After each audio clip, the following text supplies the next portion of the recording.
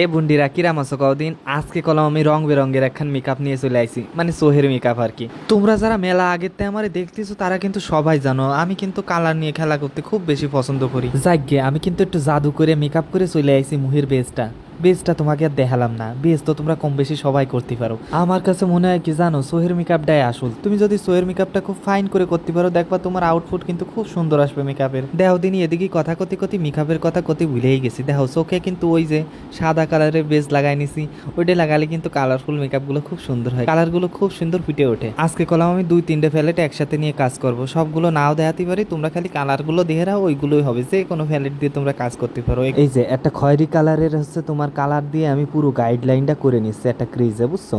এইটাই কিন্তু আমার ক্রিজ লাইন হবে। ক্রিজ লাইনটা তোমরা যতটা পারো কিন্তু একটু ডিপ করে আঁকবা, বুঝছো? এবার যে ক্রিজ লাইনটা আঁকিলাম ওইটা কিন্তু একটা হলদে কালারের আইশ্যাডো দিয়ে আমি ব্লেন্ড করি, খুব ফাইন করে ব্লেন্ড করতে হবে কলাম, কারণ খুব ডিপ করে যেহেতু দিছি ওইটা কিন্তু ভালো করে ব্লেন্ড না করলে কিন্তু হাস লাইন থাকা যাবে না। তাই সুন্দর করে একটু সময় নিয়ে ধীরে সুস্থে তোমরা ব্লেন্ড করে নিও জিনিসটা, নাহলে খুব খারাপ দেখাবে না। এইবার হচ্ছে সবচেয়ে জরুরি জিনিস, কাট ক্রেজ করা। আজকে কলাম ফুল কাট ক্রেজ করবো, যেহেতু একটা কালারফুল মেকআপ করবো, তো এইটা কিন্তু খুব সুন্দর করে আস্তে ধীরে করতে হবে।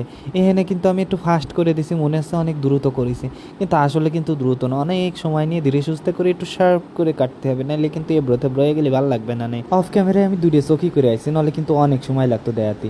এবারে একদম ক্রিজের মাঝখানে কিন্তু আমি কাঁচা হলুদ কালারের একটা আইশ্যাডো ইউজ করতেছি। হলদি কালারের পরেই আমি লাগাচ্ছি হচ্ছে একটা কমলা কালারের আইশ্যাডো। আর হয় একটা জিনিস কিন্তু খেয়াল রাখো, আমি কিন্তু অ্যাপ্লাই করার সাথে সাথে দুইটা জিনিস সুন্দর করে ব্লেন্ড করতেছি, দুইটা আলাদা যেন দেখা না যায়, মানে দুইটা যেন আলাদা না মনে হয় যে আমি এখানে একটা কালার লাগাইছি ওখানে একটা কালার লাগাইছি।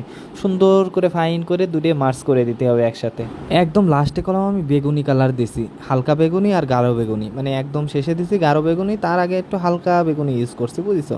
ব্লেন্ড করার জন্য আর কি। এবার আমি ইনার কর্নারে হালকা একটু সাদা সীমার ইউজ করতেছি, মানে চকমকে লাগে, মানে ইনার কর্নারটা যেন একটু হাইলাইটেড হয়।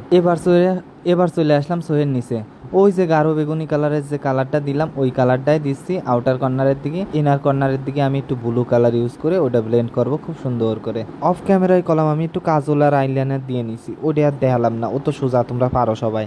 মুহির পাউডার ফুডার সব জায়রে আমি এখন বাকি কাজগুলো করবো। এই যেমন একটু কন্ট্রোল করে নিচ্ছি, জানোই তোমরা সবসময় আমি একটু হার্শ কন্ট্রোল করি, মানে একটু ডিপ কন্ট্রোল, যাতে আমার ফুলা ফালা গালগুলো একটু চিকন লাগে। এইবারে হচ্ছে ব্লাশের সময়। আমি কিন্তু বিলাস অনেক বেশি পছন্দ করি, তাও তোমরা জানো বিলাস হাইলাইটার মানে কথা হচ্ছে আমি সব কিছুই পছন্দ করি, তাও একটু বারবার তোমাকে বলি যে এইটা পছন্দ করি।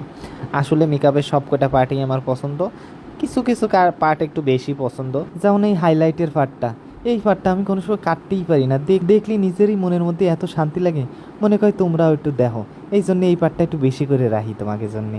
এই নাও চলে আইসি ফাইনাল লুকে, এবার ধাপা ধাপ কমেন্ট করে জানাই ফেলাও দিন কিরাম লাগিছে আজকের লুকটা।